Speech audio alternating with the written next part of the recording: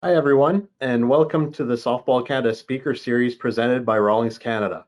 Today's webinar is Next Level Hitting with our guest speakers Jeff Ellsworth and Jenn Salling from our national team programs.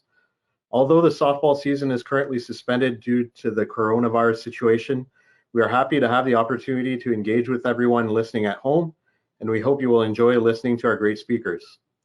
Bonjour à tous et bienvenue à la série de webinaires de Softball Canada présentée par Rawlings Canada. Le webinaire d'aujourd'hui est frappé au prochain niveau avec nos invités Jeff Ellsworth et Jenn Salling de nos équipes nationales. Quoique la saison de softball est présentement suspendue en raison de la situation COVID-19, on est heureux d'avoir la chance de nous engager avec vous et on espère que vous aimerez écouter à nos excellents invités. La majorité de ce webinaire aura lieu en anglais, mais vous pouvez quand même poser vos questions en français. Veuillez s'il vous plaît poser vos questions dans la boîte des questions sur votre écran durant les présentations. On posera vos questions aux invités à la fin. The majority of this webinar will take place in English, but we will also be able to answer questions in French. Please make sure you type your questions in the questions box throughout the webinar. We will be working your questions at the end of the presentation. Before we get started, we want to thank you all for joining us and for following the social distancing measures as directed by the Government of Canada and your local health authorities.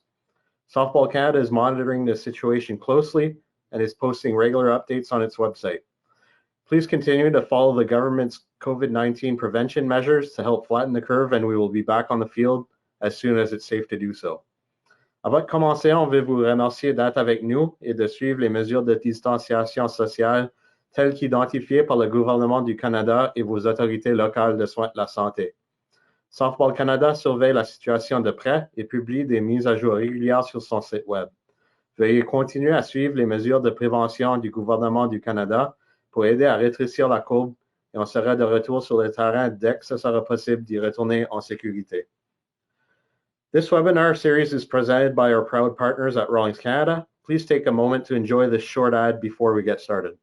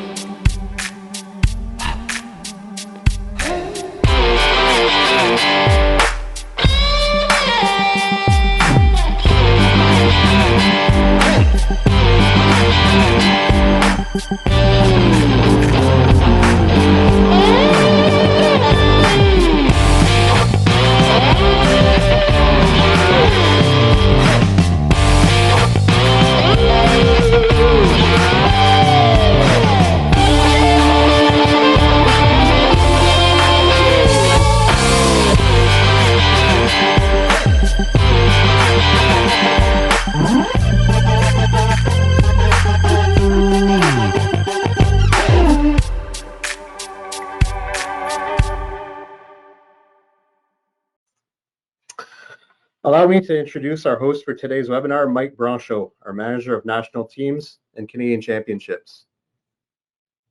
Welcome, Mike, and thank you for hosting this webinar. Hi, Jill. Thanks very much. First off, I'd like to introduce Mr. Jeff Ellsworth, a member of our men's national team since 2006. And recently, Jeff has retired from our program after playing in the 2019 World Championships in Czech Republic.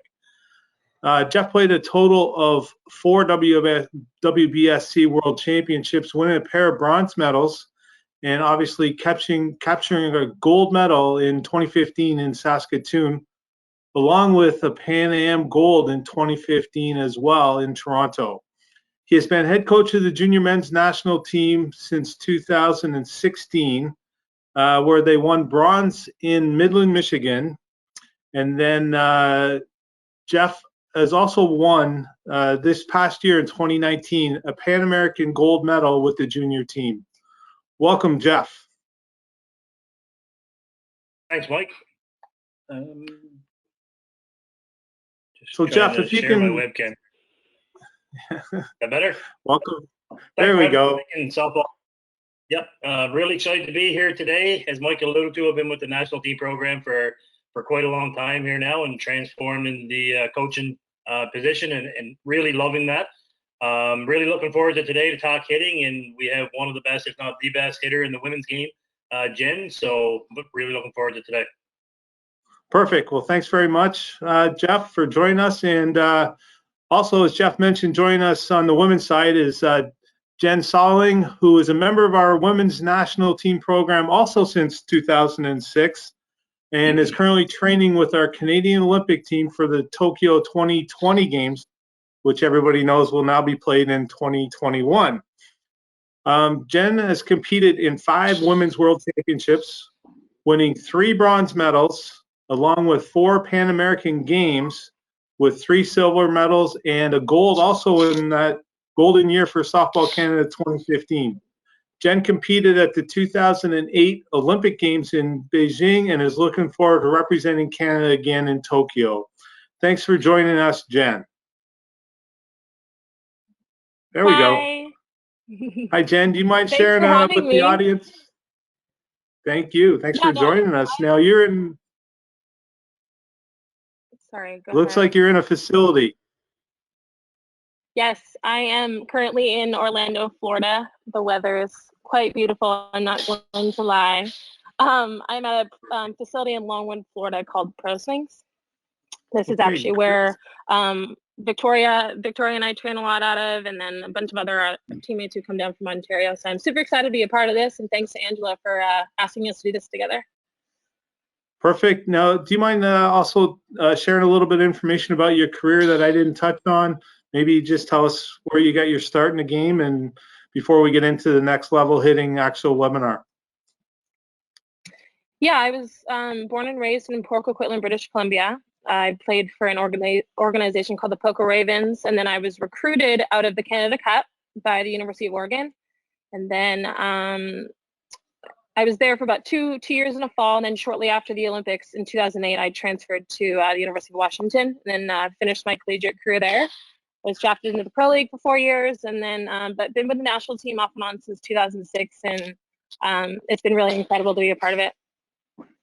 Perfect. Well, thanks once again for joining us, and I understand you're going to be doing some drills throughout this webinar, so it's great. So I'll put it back to you, Jeff, if you can get us going on this with the 6 steps of hitting.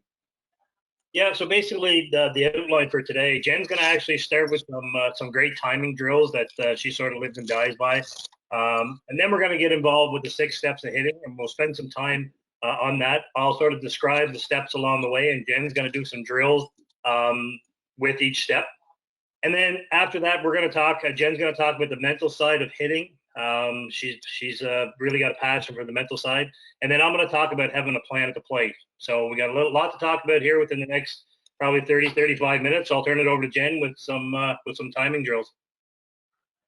Yeah, so I think the first and foremost, the biggest foundation to just a swing in general is creating timing and understanding the importance of timing. I like to think of the swing as like passing through movements as opposed to like stopping at each movement. And I think creating rhythm and creating timing, creating flow is super important to that. Your ability to adjust to fast, slow, just to continue to be adaptable and understand the importance of timing is super huge. I think in softball, we have a tendency to create timing through the pitcher's motion, which I believe timing is created once you've recognized the pitch. So I'm just going to show a couple. There's 2 drills that I really like, just kind of understanding your time and just to create rhythm and timing with it. So I'm going to do my best here to help you guys see mainly my body and my feet with these 2. So the first one is called a walkthrough drill. So, all right. So you're just gonna, and I'm a lefty, just so you guys know.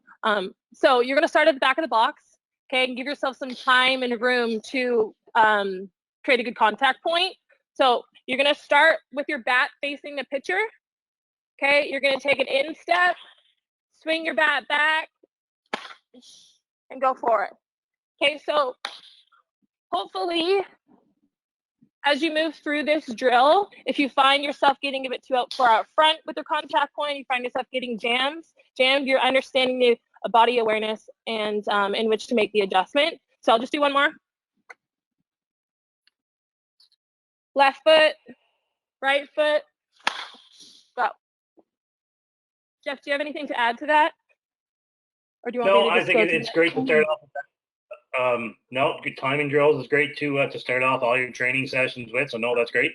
You have one more drill, Jen? Yeah, so there's one more drill here that I have. It's called the step back drill. So you're starting with your feet just a little bit more than shoulder width apart. Your first step is going to be back. Okay, hopefully stay nice and balanced. Okay, and we'll talk about a load and a gather in our next step here. Okay, and then you're just going to go ahead and swing. So it's going to be back, front. Okay.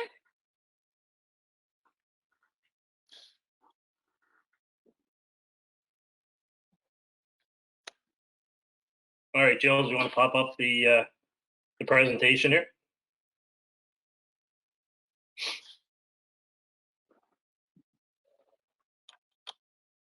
All right, so we're going to touch on 6 steps here. We're gonna spend a little bit of time on each one.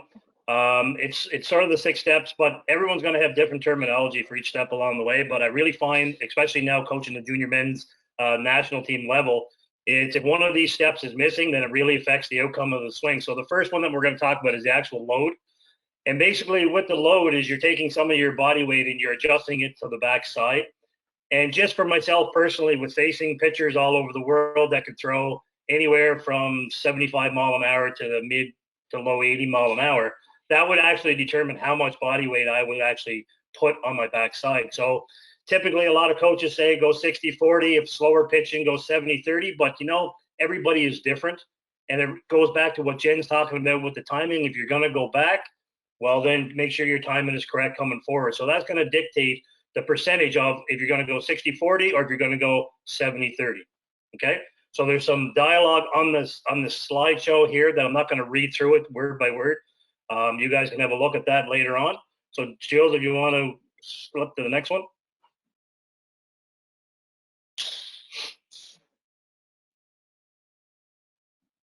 Okay, and then there's more dialogue there as well. Jen, you have anything to add on the load part?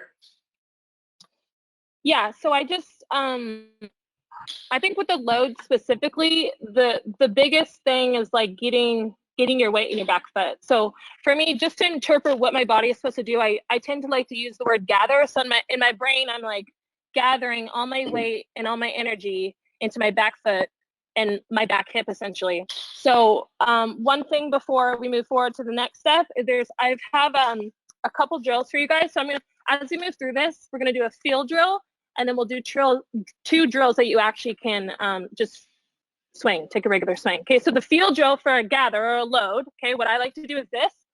So this is just a regular little bucket, okay? So you're gonna step on the bucket, step on the top of the bucket. Hopefully the lid doesn't break. Okay, so you're gonna be here. I'm actually gonna go this way.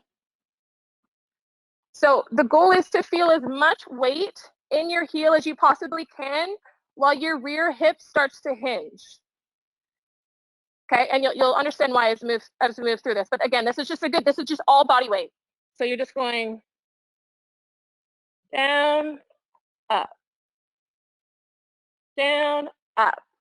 Okay, again, feeling a lot of weight in your back glute and your heel. Okay. Jeff, do you want me to show a couple drills? Do you want to move forward, or what would you like to do there?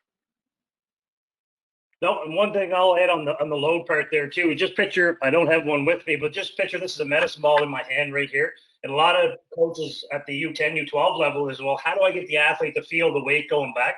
If you can find some sort of medicine ball or even use a basketball, if the athletes are in this position here, and if you actually take the ball and get them to bring their hands back to where they're supposed to be at setup, the medicine ball or the weighted ball will actually take some of their weight to the backside. And that's a great way for the athletes to actually feel the weight shifting to the backside. Nice. So Jen, All right, so another more? drill that I have, yeah, we'll show one more. It's called a foam roller drill. again, we're focusing on loading, we're focusing on feeling the back side, we're focusing on your weight in your heel and your back hip, okay? So you don't have to use a foam roller with this one. You can just use anything that elevates your foot, okay? So you feel the weight of your gather, okay? So you're just gonna be here. Ideally, your front hip gets turned in a bit, so it loads your rear hip, okay? Then from here, all you're gonna do is start your forward move and swing, okay? So it's gonna look like this. Okay, one more. Again, know that your front hip loads your back hip. Okay, so really be conscious of where your hips are facing when you've loaded. Okay, get all your weight in your back foot. Okay. Okay. All right, Jill, let's move on to the next step.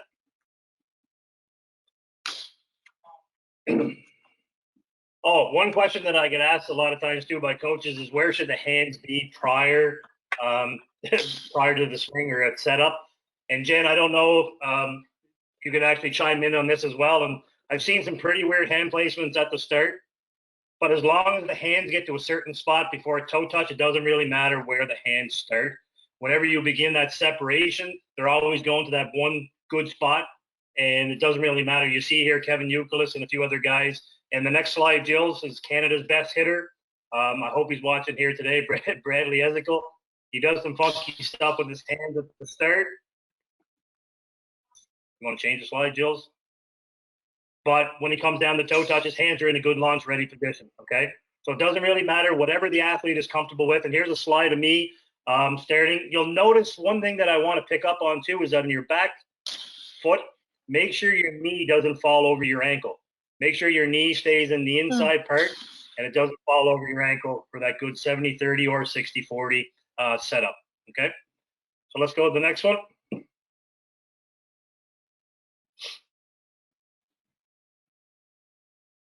All right, so now we're into our forward move. And there's a lot of dialogue there on the screen, but what I really want to talk about on the forward move, there's 3 S's that I go by. It's called soft, short, and straight.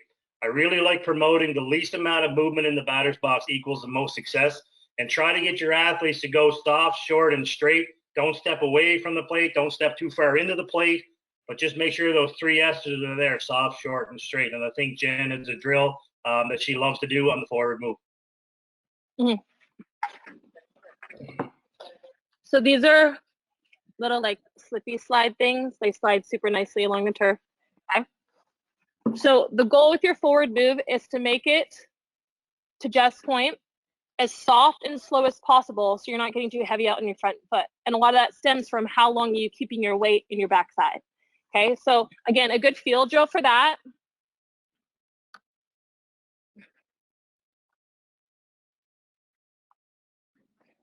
So my front foot is on top of the slider, okay? I'm just gonna go. I'm essentially in my gather right now, I'm in my load, okay?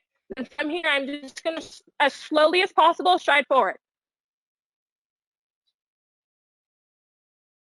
Okay, as slow as possible. One more time. Notice that when I land, I get to a good, nice, solid balanced space, okay? Good. Okay, we'll move on. Step number 3, Jill. Jill, you're the hardest working guy in this presentation right now. Okay, and here's a little slide of the separation going forward, soft, short, and straight towards the pitcher. Next slide. This is my favorite step. And being from small town PEI, only had been exposed to a few coaches growing up, and all the coaches around here were squash the bug, squash the bug. Make sure you can turn your back foot as quick as you can, and that is so not true.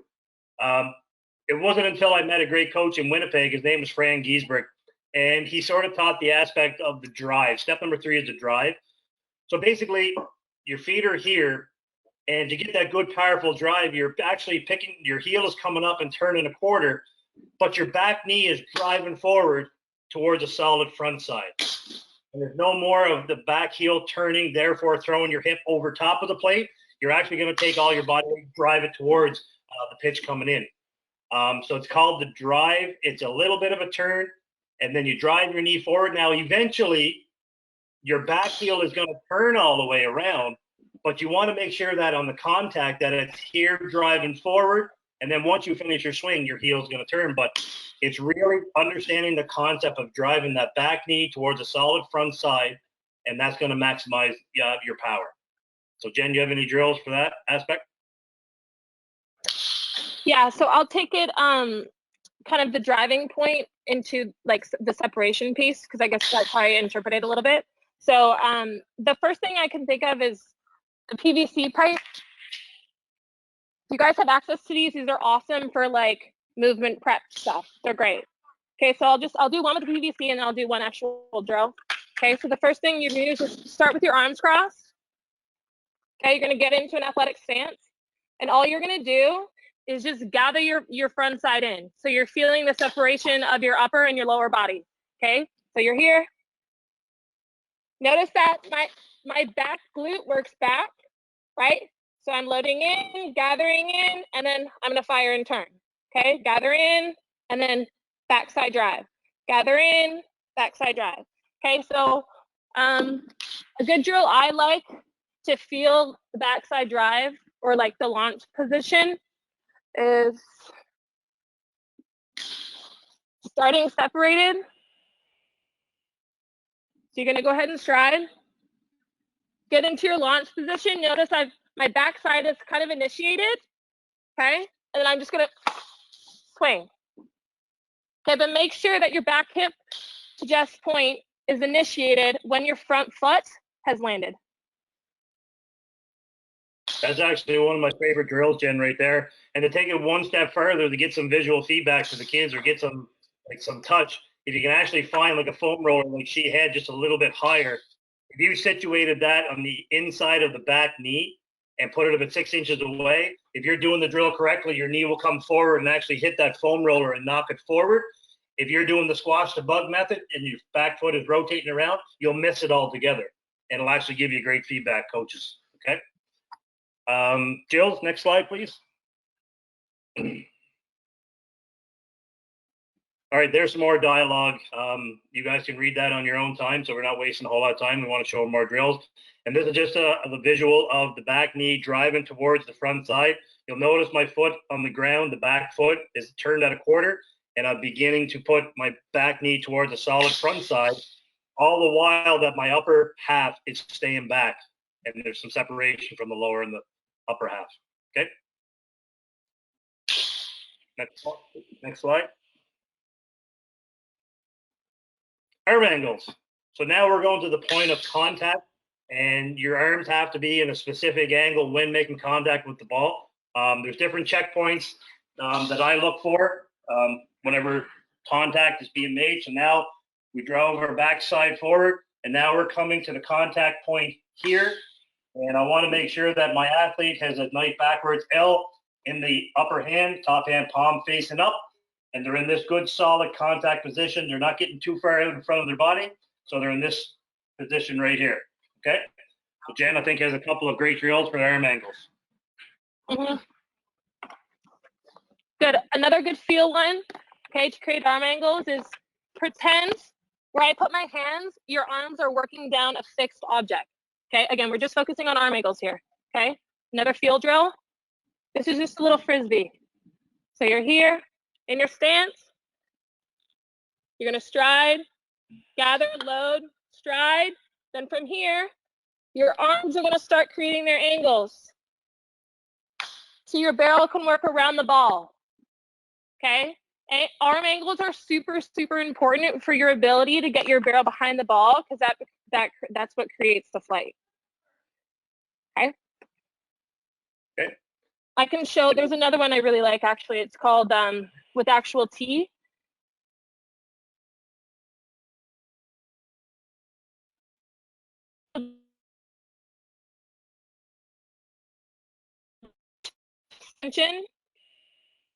And 3 is your finish.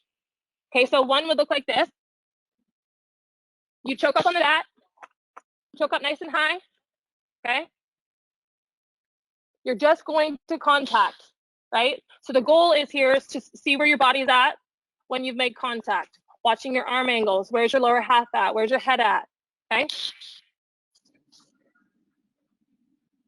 Gather. That's a 1. Okay. Then you go to a 2.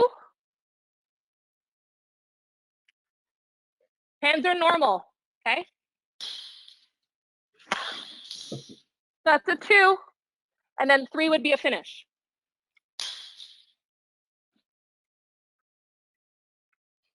Yeah, that's a great drill. It's actually a great drill for athletes to do self-checks. If they're in a mirror doing this and they have the mirror off to the side whenever they stop at that number 1 or number 2, they can actually do a self-check just to make sure that they're doing it correct. So that is a really great drill. All right, Jills, next slide, please.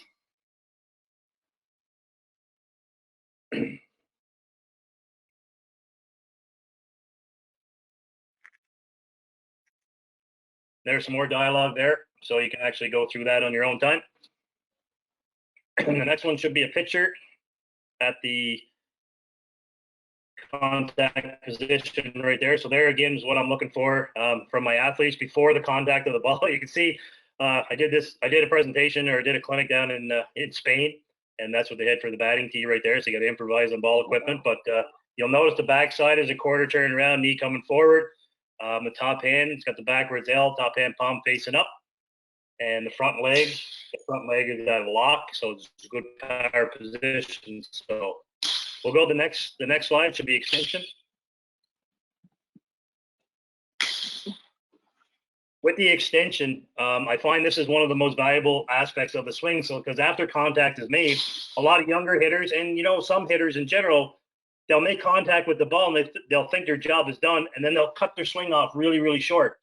Instead of coming to that good contact position here and really extending through the ball, trying to keep the bat barrel in the hitting zone as long as you can until you have to finish your swing. So we really want to make sure that after contact is made here, that we want to extend through, and we're looking for that power V in both arms before we go around to finish. And Jen has a couple of great drills she's going to go over here now. Mm-hmm. I think first and foremost, I truly believe extension can be worked on at any point.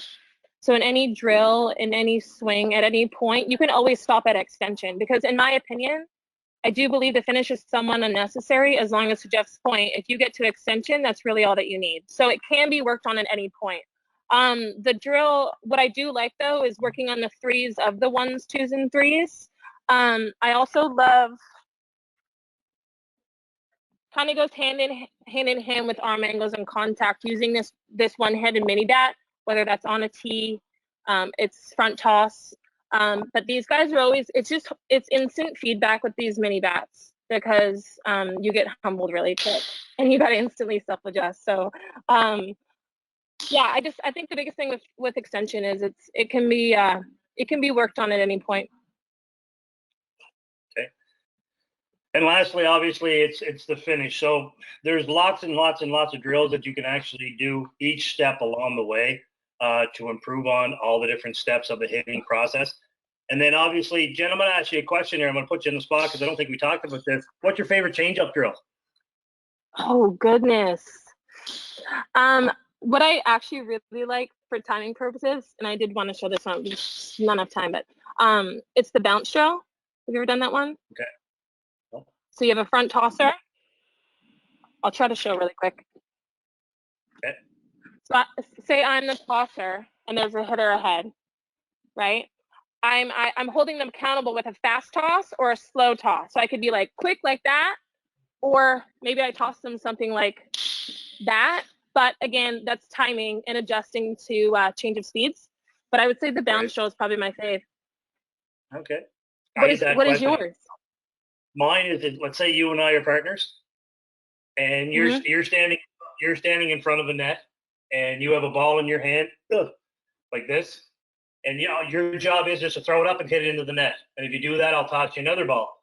But as soon as the ball goes up and it's at its apex coming down, if I say change, you actually got to hold your swing, and I'm tossing one in. So you got to let this ball fall and hit the one I'm tossing in.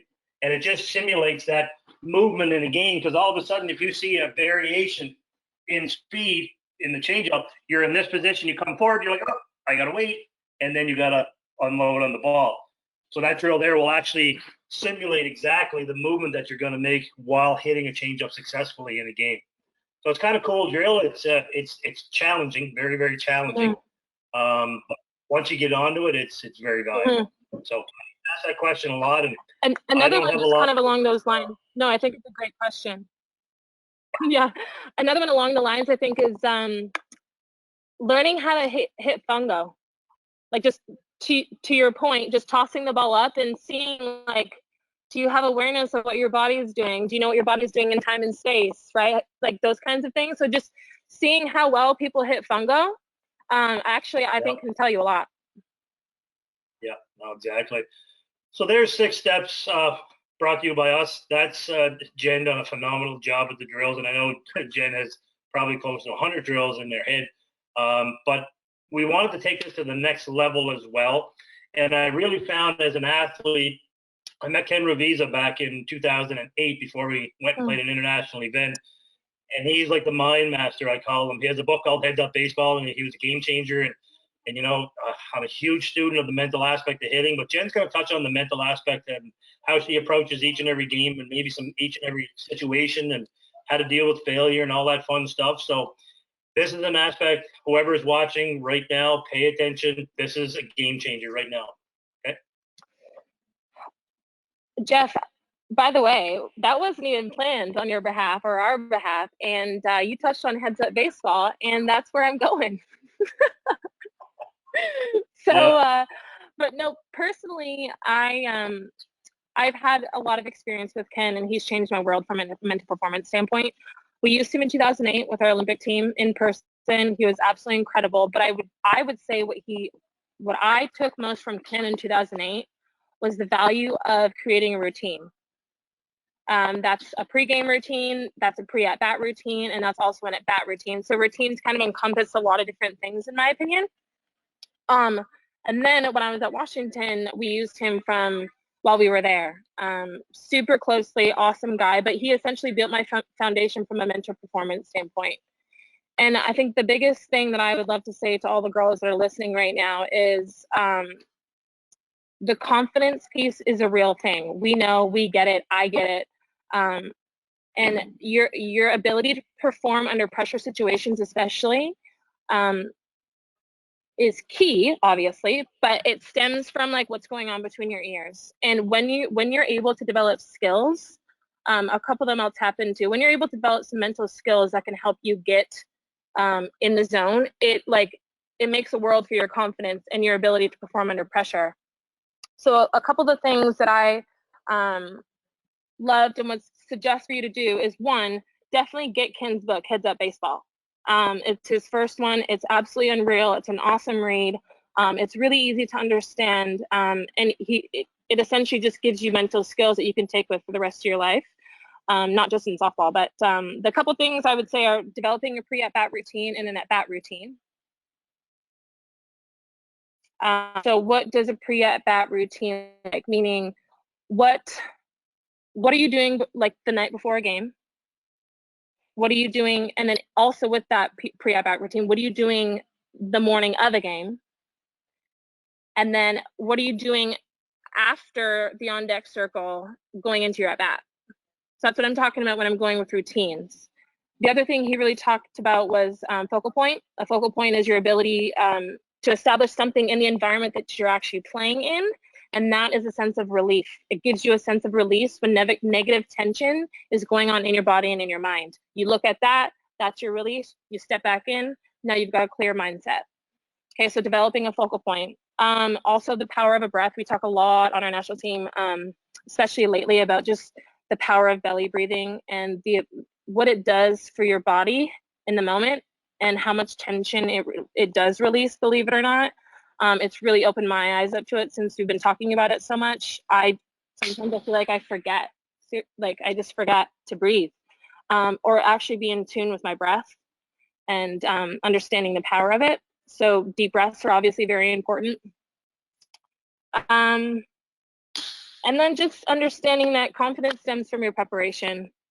It really goes down to how much are you willing to work, what are you willing to put in, and what are you willing to put aside in your life that's going to make you the best softball player and the most confident softball player. And to me, that it goes back to when you're in the moment, when you're in the heart of it, and you're in the most pressure-filled moments. The one thing you can always go back to is how much work did you put in before that moment. And they always say it happens before it happens, meaning failure and success. So I think to us, that's completely up to us, and that's completely a choice in how we go about our business. Anything else you want to add, Jeff? Oh, one other thing, sorry. The importance of having a mission every single day. Like right now, our national team, I mean, not just our team, but all the countries, and just have been hit with this really sad time, right? Everyone has been hit with it, but it's just like, whoa, we thought the Olympics were going to be at the end of July, and they're not. So now it's like, how do you continue to stay on the mission? How do you continue to stay disciplined? How do you continue to prepare like a professional? And to me and to us, it's staying true to the mission every single day. When you have something to tap into that's bigger than you, you can always get you something to pull you back in because it's bigger than you. Right? Having that motivation, having that thing that fuels your fire is super, super important to get you up in the morning and get going and just crush the day. Right? So have a mission, set goals, to keep you on track. One thing I like about the mental aspect is you don't need a book, a training facility, you don't need a partner, you don't need anything. It all falls back on you, the athlete. And you can work on it at any time. And I remember talking to Ken down in Vegas when I first met him. And anyway, what I took from his book was playing in the green and always playing in the green zone. And then, sometimes in sport, things don't go so well. You make an error, you strike out, and you're faced with some adversity. Well, now you go to yellow. And then every athlete, no matter what sport you play, you go to a yellow zone. And once you go to yellow, you have two choices. Number one, you can go to red and spiral out of control, and you're no good to any of your teammates, or you can come back down to the green. And his book is filled with tips, tricks, and techniques on how to play in the green more often than any other color. Mm-hmm. And for me, it was column change in my channel. Growing up here in rural PEI, we had two channels on TV, 5 and 4. Channel 5 was a good channel. Channel 4, no, didn't like it. So he said, well, I need you to come up with a Channel 5 memory and a Channel 4 memory. I said, okay. He said, whenever you're dealt adversity, you strike out in a big situation, you feel yourself going from yellow to red, think about your Channel 5 and nothing else. So anyway, I did that. And I'm like, wow, whenever I do that, I don't think of anything else, because you cannot think of a negative and a positive thought at the same time. Thinking about the positive thought is a choice you have to make. And it was very powerful. So hats off. And he was a great fella. God rest his soul. He left us. And anyway, his book, Heads Up Baseball, it's a phenomenal read. So what I'm going to touch on another is thing I'll add to the. Oh, sorry. Go ahead. No, go ahead. Go ahead, Jen. Just another thing really quickly is we've recently read an awesome book. It's called Relentless Optimism. We have all these book assignments with our mental performance coach for the national team. And the one thing I will also leave the girls that are listening, young athletes, with is understand that if you've struck out or you've made an error or you've experienced some failure, just know that the failure isn't who you are as a person. It's literally one moment in time that's being like, okay, it's time to get better. It's time to be better the next rep. It doesn't mean that it's permanent. Okay, so I think that's really, really important, especially in our sport, because all we do is fail. So it's like, how quickly can you get to the next pitch? And like Ravisa says, it's all about working one pitch at a time. And you can only execute pitch by pitch if you're able to be in the moment, clear-headed at all times. And that's where the mental skills are key. So, okay, done. And like you said, it's inevitable. Sometimes you can't control what happens in your sport. You can only control how you react to it. So I love that it falls back on the athletes and it's a choice. Going back to plan hitting and what defined my career on top of the mental aspect is going back to that coach, Fran Giesbrecht. And whenever I first started playing and traveling at the international level, Fran was a phenomenal coach. And I was the type of athlete that I jump in the batter's box and I tried to cover the whole plate all at once early in the at-bat. And he said, well, why don't you have an approach where you sort of break the plate down into 3 different zones and hit to your strength? I said, okay. So my strength was the away pitch. So I broke the plate up into 3 different zones. The inside part of the plate was zone 1. Down the middle was zone 2. The outside part of the plate was zone 3. And before I had 1 strike thrown on me, I would commit to 1 zone. So if I didn't have any information on the pitcher whatsoever, I planned my at-bat around my strength. And I typically usually batted anywhere from the leadoff spot to the 3 hole. So I didn't have anybody else ahead of me normally to collect some information. So I would, let's say, for example, I'm facing Juan Portalicio from Argentina. Throws a million mile an hour, ball goes up, ball goes down. I would sit on the outside part of the plate when I had no strikes. If Juan threw the pitch dipper in, and now I got and it's called a strike, then I would cover 2 zones. Let's say the next pitch come down the middle and I fouled it off and I'm down 2 strikes. That's the only time in my at-bat I would cover the whole plate. Like I said before, I was the athlete that jumped in the box and I had swings on the ball, but I didn't get quality contact. It wasn't until I sort of broke the plate down into 3 different zones. And I'm telling you, if you sit on the outside part of the plate, and let's say Jen's on the mound pitching towards me, and she throws me a rise ball outside, if I'm just looking outside in that zone, that ball looks like a beach ball, and I don't care if it's up or down, I'm hitting it. But if Jen threw me a rise ball away, and if I was trying to cover the whole plate, I found I was actually popping up more weak ground balls, and it just wasn't working for me. It wasn't until I broke the plate down into 3 zones. Now, if Juan's pitching and I sit outside drop ball and I hit it off the wall for a double, well, chances are I'm not going to get that pitch again. So I have to be very aware how he's pitching everybody, particular to all the left-handed hitters in the lineup. I have to pay attention to counts. I have to pay attention to how many outs there is, the runners on base. You're trying to collect as much information as you can before your next at bat. Now, let's say, for example, the next 2 lefties behind me hit doubles off the wall again. Well, you know what? Juan's going to change his approach. The catcher is going to change their approach. And it's up to you, the athlete, to find patterns in the pitchers throughout the game. It's not a guarantee for success, but it's going to actually increase your confidence the more planned that you are. Just think about it. If you're going into a big exam in high school, and let's say in chemistry, you study for a month, and you have all your assignments, you have all tests, you have all the answers, you studied, and you're so prepared. You go into that test the next day, and you knock it out of the park. Hitting is no different. If you have a bunch of information that you just seen happen, that the pitcher is in the sequence, and you're confident that he's going to commit to that, a confident hitter is such a deadly hitter. But it's up to you to play the game within the game. You know what? As an athlete, as a competitive athlete, it makes the game more fun because you're trying to figure out each pitcher in each situation. And you know what? You're going to find I loved hitting in the 6th and 7th inning with the game on the line because I was planned. I was confident in my plan, and I always stuck to my plan. I didn't deviate from it. I stuck to the plan. And you're going to find that you're going to collect information from inning number 1 to inning number 6, and all of a sudden the game's on the line in the 7th. You're going to be just cracking the jump in the batter's box because you're going to pick up little patterns along the way.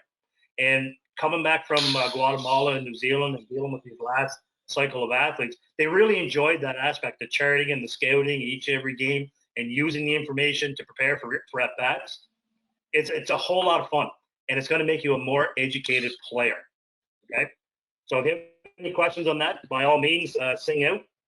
I don't know, Jen, I don't know what your process is as far as having a plan at the plate, but if you want to touch on it.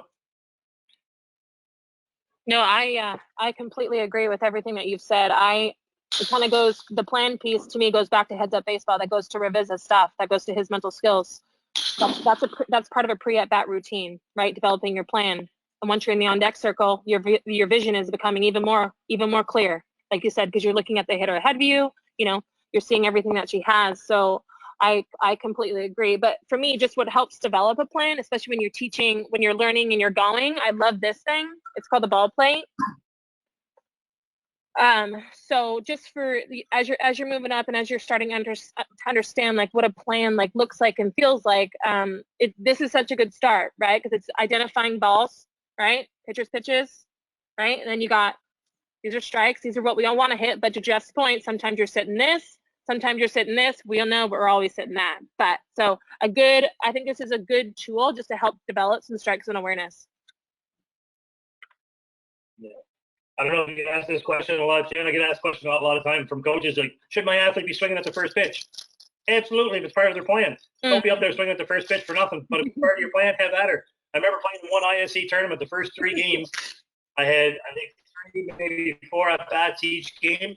I've seen 1 pitch per at-bat. My plan was always correct for once. Sometimes you get in that funk or whatever, or in that groove where you're always ahead of the game. You're always 1 step ahead of the pitcher. But yeah, if it's in your part of your plan, the first pitch, by all means, whack at it. Yeah. But Mike, we have some questions or what? Right. For all my teammates that are listening, I'm not sure who's listening, but they all know how much I love the first pitch. Not. Me too. Oh, you know? I Hi, can Jeff. only. Hi, Jen. Oh. All right, we do have a few questions. So here's one. Some instructors teach opening the front hip early before starting hands forward. That seems contrary to the Softball Canada approach. Can you comment?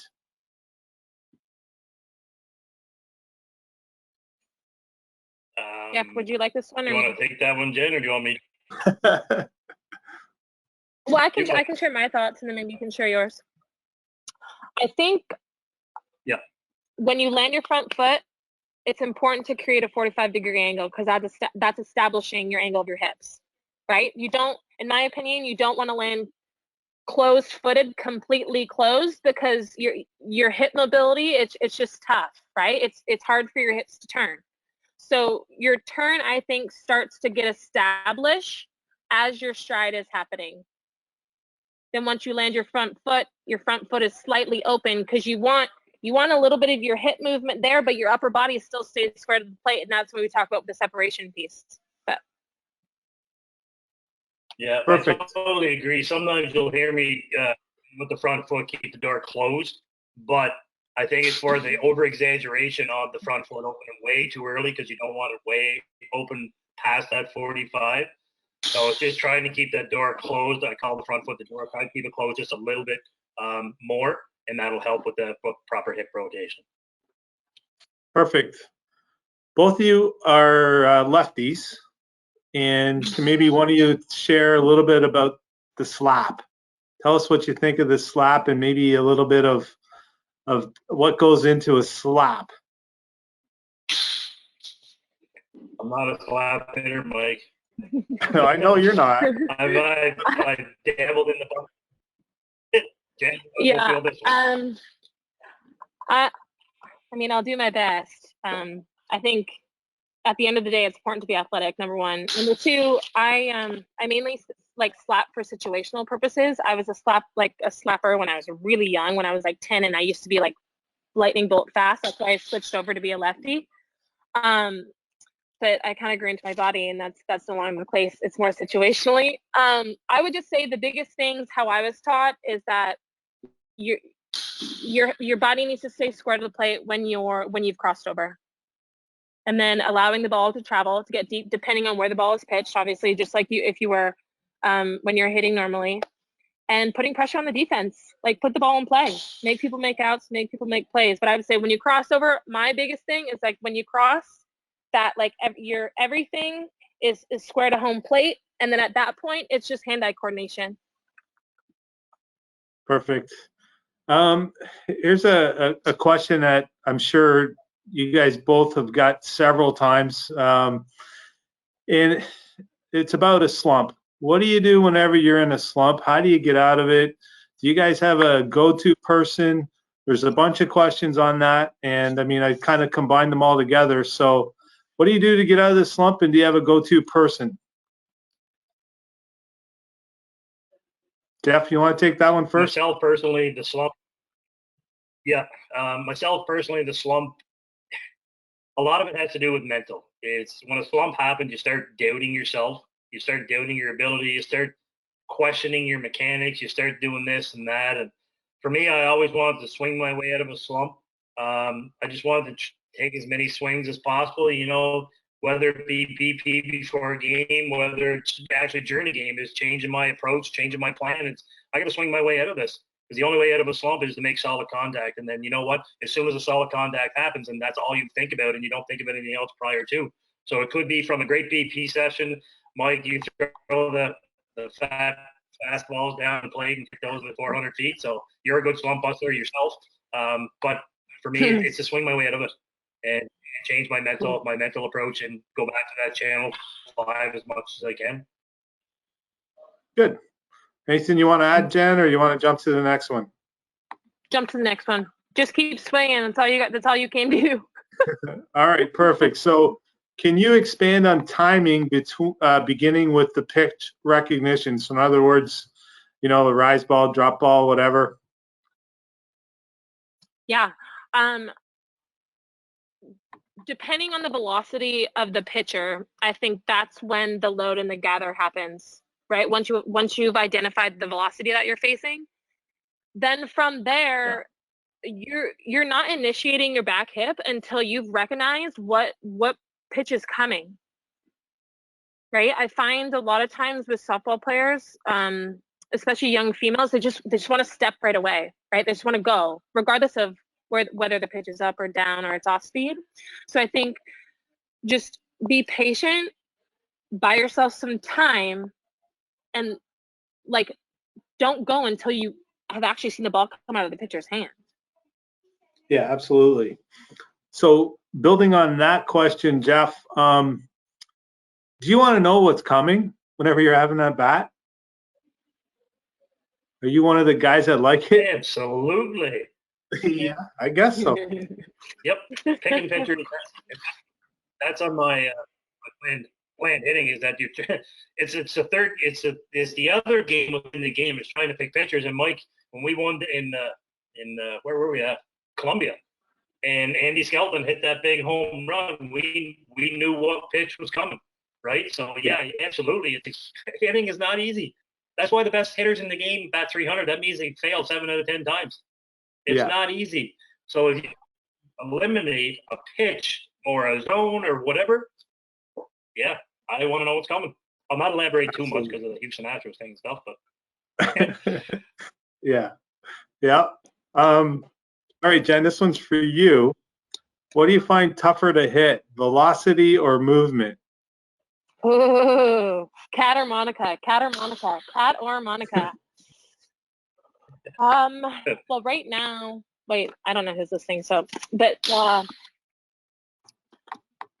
would say movement, hands down.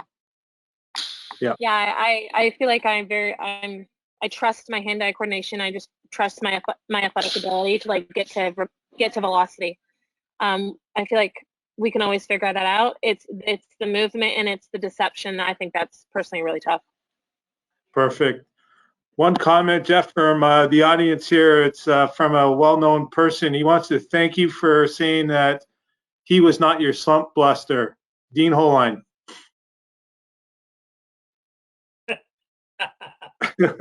No, Dino. Oh, Jesus, Dino. I'm the best of the best. So, no, you were my slump buster. My grandchild's my slump buster. All right, here's a question for both of you because it is. Maybe we'll go to Jen first again. How many bats do you carry in your bag, and what weights are they?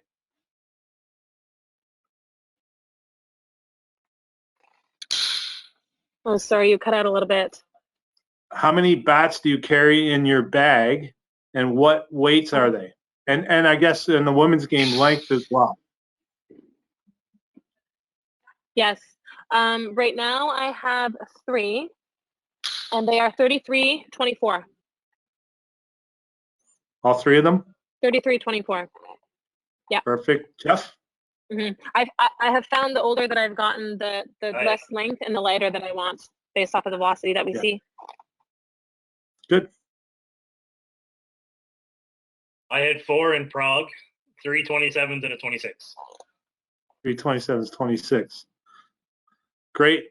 Either one of you ever tried a wooden bat? Because I saw that you were holding kind of a version up. But Jeff, you must have seen some of those across your days. Oh yes, yep. Back in the day, whenever we had a fast pitch league going here, they brought out the great big bottle bats that were wooden. Yeah, it's Yep. different. This is the closest that I get. Yeah. This little guy. Now, Jen, I see in the background earlier there was a little bit of BP going on the slow pitch side of things. Do you think that game screws up a fast pitch swing for anybody? I 100% yes. Perfect. I am terrible at slow pitch. I'll golf any day. I'm not a golfer by any means, but I think since like learning about the swing so much in the last like handful of years, I'll golf any day before I play slow pitch. What about baseball, Jeff? You think that type of swing screws up a fast pitch player as well, or? Honestly, no. There was a couple of years where I played in the Maritime Baseball League here and played fast pitch at the same time, and it goes back to Jen's comments on time. And you got a little bit more time to react with the ball coming in 85, 90 mile an hour than you do whenever Folkert or Cleary or Patty Burns or Devin is throwing at you 80 mile an hour from, well, by the time they're done jumping, it's probably 43, 42 feet. So it's not that much of a, no, it's pretty similar. Good. Jen, here's one for you. Do you have any strategies on hitting opposite fields? Ooh, any strategies? Well, the first thing that comes to mind is letting the ball get deep. The more that you can let it travel, the more you're going to be able to hit it in that direction, right? Or just your sequencing will be more on time, right? In flow. The other thing I would say is a lot of times you see hitters pulling off the plate, pulling off the outside pitch where their front arm gets really, really long. So I would say to like really make sure that when you're striding, your ability to keep your chest over the plate and create space is super important to maintain the arm angles that we were talking about earlier. Good. Jeff, any drills on that? I think there was one we did this past February in New Zealand. I think it was somebody standing behind and calling numbers out. You know, one is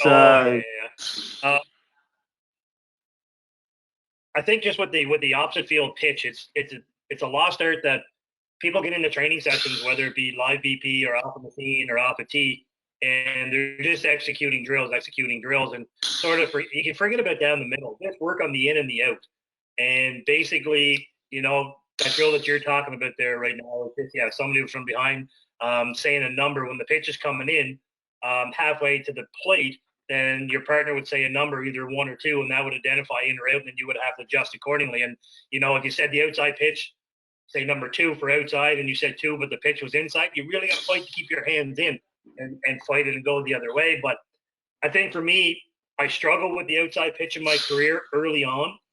It wasn't until I sort of really worked on tee work, worked on live pitching, worked off a machine, and it was a 50-50 split. 50% of the time I'd work on the outside part of the plate, 50% I'd work on the inside, up and down.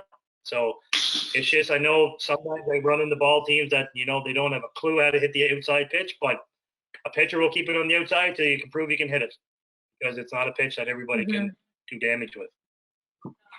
Like something that the girls can do that is super, super simple, just working on their hand path to an outside pitch is just standing tall and just using your hands, right? No lower half, completely isolating your lower half and just working on, again, your posture and your arm angles, and just really, really challenging yourself to let the ball get deep and travel. Good. What about eye training? My favorite drill. What is it? Go ahead, Jeff. I'll get to the next question in a minute. Okay. Just my favorite drill for the outside pitch was called the trigger drill. So basically I would set up a tee down and in, and I would set up a tee up and away. And basically, let's say Jen's my partner and I get in my good load position. And then as soon as she says in or out, I have to smash that pitch, that ball off the tee, whether it be in or out, as fast as I can, no hesitation. So just as soon as your partner sees that you're in a good load position and you're actually staring forward, have that good mental picture of a pitcher on the mount, and then Jen will say either in or out, and then you react accordingly. So it's a good drill to work on, actually both inside and out. Good. What about, Jen, eye training? Do you do any eye training on a daily basis or before a game, or is there something special that you can recommend for that? Ooh, we did a lot of vision training while I was at Washington. But that was with a specific machine. However, you can still do it without the machine. Like we had tennis balls. The tennis balls were numbered, right? And then you had a little, almost like a Swift stick, one of those really thin sticks. And you can do the contact point stuff. You can do the 1s, 2s, and 3s, right? And each time you get to a 1, what's the number? Each time you get to a 2, what was the number? Right? So I think it's important to be able to, I think that's one thing that's kind of overlooked nowadays, especially is did you actually watch the ball? Like, did you keep your eyes on the ball? Yeah. Right? So I think numbering tennis balls can be huge for that. And you can create that. You can do that with any drill, right? Good. Jeff, can you explain what casting is and how do you prevent it? Yeah, casting is basically you're in your good low position, you initiate your swing, and your hands are actually going away from your body and then around towards the hitting zone. A good way to fix it, funny story. This guy won't be watching this. Darcy Harris, he was a pro hockey player. He had an enormous cast. So I said, all right. So basically we went and we got a bucket, we filled it with cement, but we put a big metal rod in the middle of the cement, and we actually put it right off his back foot. So if he cast it, he would actually hit the metal rod. And holy Lord, we must have run 100 times before he got the concept of keeping the hands inside the ball going forward. So if coaches can actually just get like a 5-gallon bucket and glue a pool noodle down the middle, and you can just set it up off the athlete's back foot, and that would make sure that their hand path is correct and it doesn't go fall all over the place. Good. Jen, do you have a specific memory of a special at bat that you had in a key situation over the course of your career with the women's team? Recently, the one that sticks to my mind the most was we were in the World Championships in 2018 in Japan, where we took bronze, and we had to keep fighting. We had to keep fighting to stay alive, and we were like on a mission, right? Just keep going, win. On to the next kind of thing, and we crushed Australia. I think we had maybe 7 to 9 home runs against Australia. And typically they're always there. They're always kind of like that gnat in your ear that just never goes away. Australia and us just always battle. We play such good softball together. And we had so many of us hit home runs, and it was so fun. It was so fun. And I was included in that. But just all of us, like the amount of people that hit home runs in one game, I was like, what is going on right now? Like we were like unstoppable. It was cool. Oh, yeah, those are great. Whenever you have games like that, enjoy them while you can, for sure. So here's one, Jeff, for you. It says, also coming from PEI, can you ruin a good composite bat by using it in cold weather conditions? Oh, absolutely. You can bust them. I coached high school here for a number of years, and back in, oh my God, it's, I don't know, 2009, 2012 era when I was coaching high school. I had all these nice Easton flex bats, and I would lend them to the high school team because their season was May, June. And geez, one year provincials, there was snow. There was like snow on that day, and they hit the tournament. So yeah, you can do some damage to some composite bats in cold weather. Absolutely. Yeah. So I think that's all the questions I have from the audience. So I got one question for each of you to end with. And it's probably one that you get a lot from both coaches and athletes. But what tools do you recommend to both the elite and recreational players to improve power and their bat speed? So is there tools out there that they can buy, that you can work with, that you can make, create?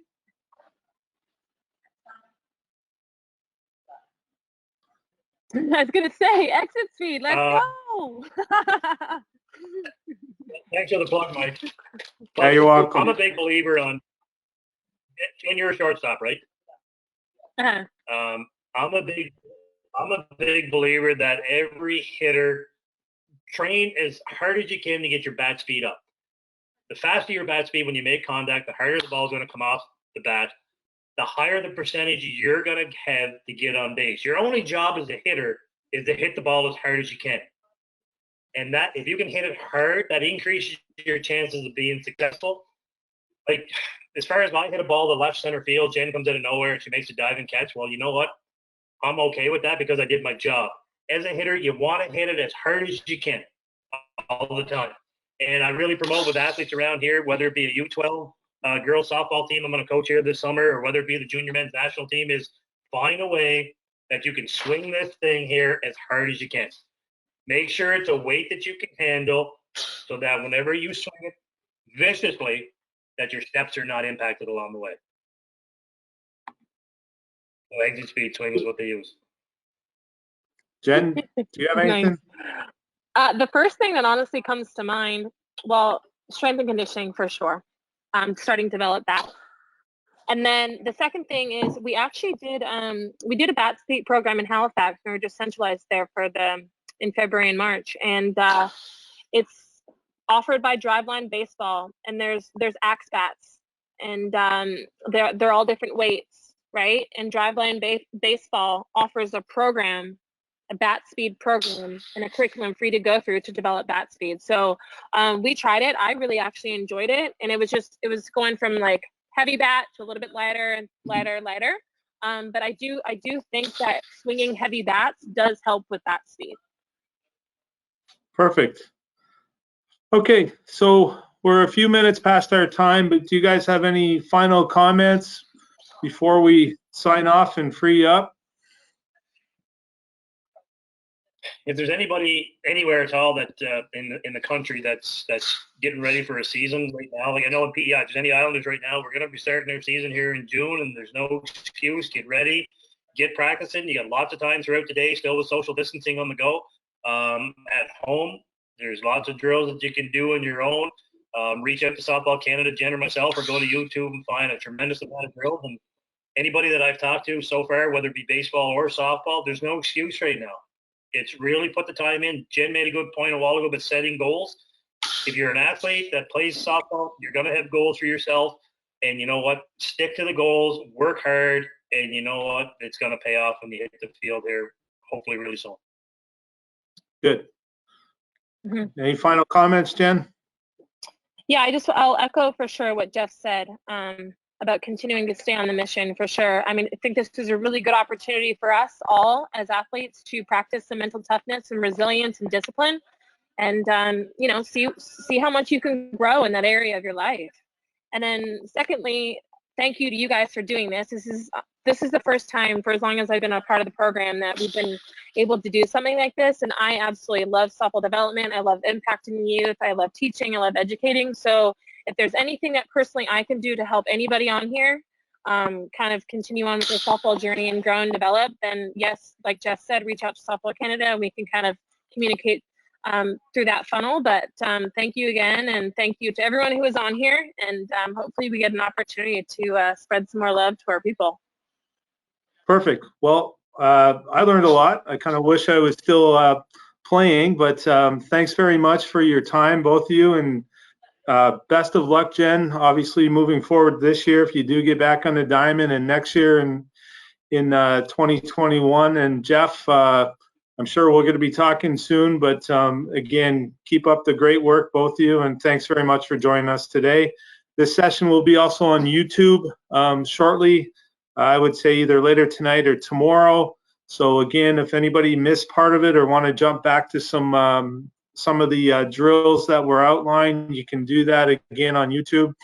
And join us again this Friday for a catching one. Thanks again, Jen. Take care, both of you, and stay safe. Yeah. And